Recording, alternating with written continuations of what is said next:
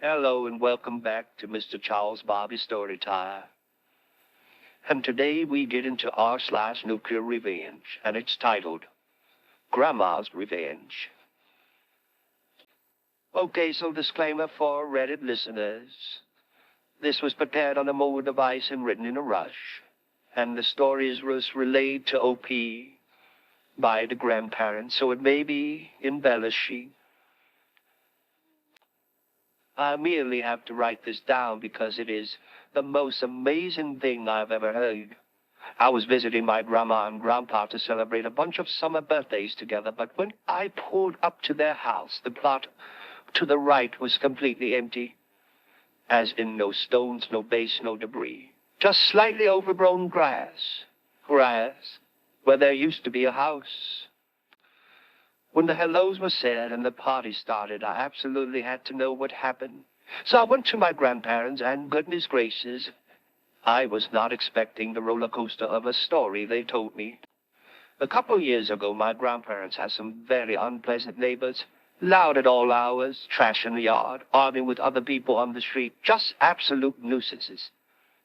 It was a husband and wife and their adult son who would come and go irregularly. The wife would get into arguments with anyone about anything, and the husband would physically intimidate the people who spoke up for themselves. They weren't sure what exactly was the deal with the son, but it could have been anything good, as it was well known he had been in the county jail for more than a few times. The house apparently reflected the tenants, as it looked awful. It was sagging and dilapidated, loose beams and peeling paint. But nothing was ever done about it due to the guy who rented out the place being a slumlord. We'll get to him later.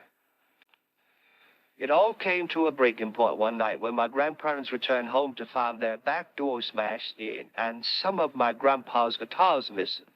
Now, Grandpa loves his music and has been singing and playing his whole life, so it's safe to say that those guitars are not only very memorable to him, but damn expensive too. They, of course, went to the police, and after some digging, they found that the guitars had been sold at a pawn shop or someplace by the son. They couldn't get the guitars back, unfortunately, but I believe my grandparents were fairly confiscated since the guitars were insured. Given how expensive the guitars were, the theft was absolutely a felony, and the son once again ended up in jail. After that, the neighbors would harass my grandparents through the fence or on their porch, meaning it was difficult for them to even sit outside. They would call them foul names, throw trash over the fence, and the husband was still trying to get physical. Now, while my grandpa is a very chill and mellow guy, my grandma would take shit from none, especially not drinks like these. So what did she do? She got the house condemned. It was easy for her to do, really. She called the local authorities, I think the general attorney or property manager, I don't know, and they came and did an inspection, though it was clear by the outside of the house that it hadn't been properly maintained for a long time. One call led to more calls, and the property was deemed unfit to live in, which forced the rude neighbors to move out. I'm not sure what happened to them or where they went, but supposedly they were put up in a nearby hotel by slumlord until the house could be fixed. Oh, foreshadowing. Now enters the slumlord. Of course his tenants told him who had reported the house, so of course he's upset with my grandparents. Rather than fix the house, though, he gets aggressive the first day he's there, yelling at my grandparents about how they're idiots for reporting him and how they cost him a bunch of money, and he's going to sue them and on and on.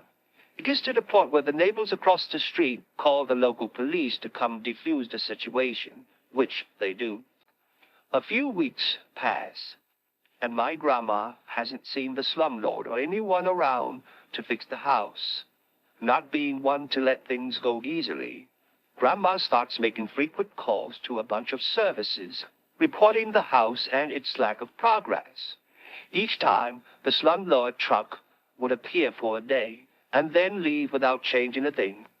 Grandpa said he would block in their driveway, but since they stay home most of the time, it wasn't a major issue.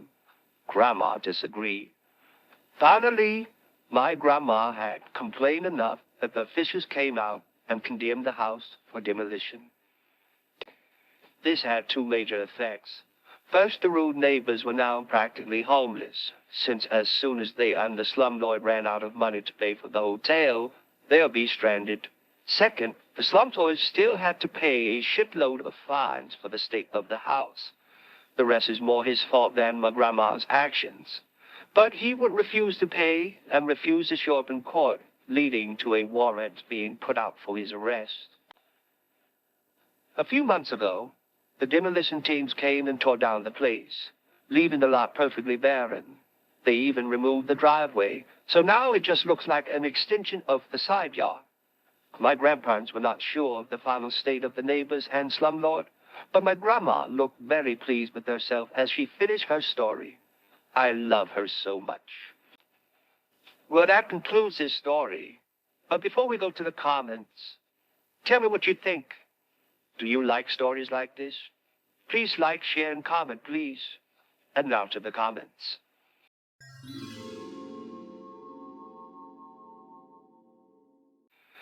Clayclam6 states, I can only imagine that a lot of elders have stopped caring about life and will spend their last days getting back at someone. Allison literally states, surely the buyers of the guitar will be required to return them as stolen property. The pawn shops will face criminal charges for handling stolen goods. Buyers will get their money back from the pawn shop, and the son would be liable to the pawn shop for his ill-gotten gain. B. Morris 0042 states, unfortunately, more often than not, everyone involved, except for the person it was stolen from, usually just writes it off as an accident and tells the original owner that they're on their own. My brother's father-in-law had a very nice shotgun get pawned by a family friend that borrowed it. The pawn shop didn't keep any record of who sold it at all. Major violation there. When he found it and called the police with the original paperwork in hand, they told him his only option would be to buy it back from the pawn shop, and the police wouldn't go any further than that. And here we are. This will be the final comment, and it'll be from GRC Kalak. And it states, my dad told me this story about my Aunt Karen.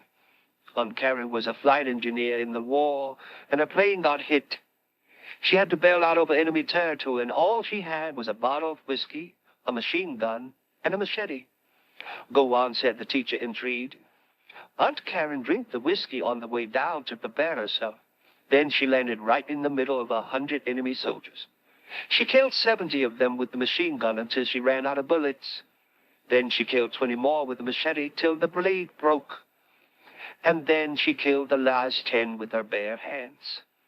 Good heavens, said the horrified teacher. What did your father say was the moral of that frightening story? Stay away from Aunt Karen when she's been drinking. Now we all know where Aunt Karen went when she retired. And that'll be all for this. But hey, if you like these stories, tune in to Mr. Charles Barbie anytime. Comment, like, and share. And then send me a message. Maybe there's something you would like me to read. Or just listen and enjoy. And goodbye.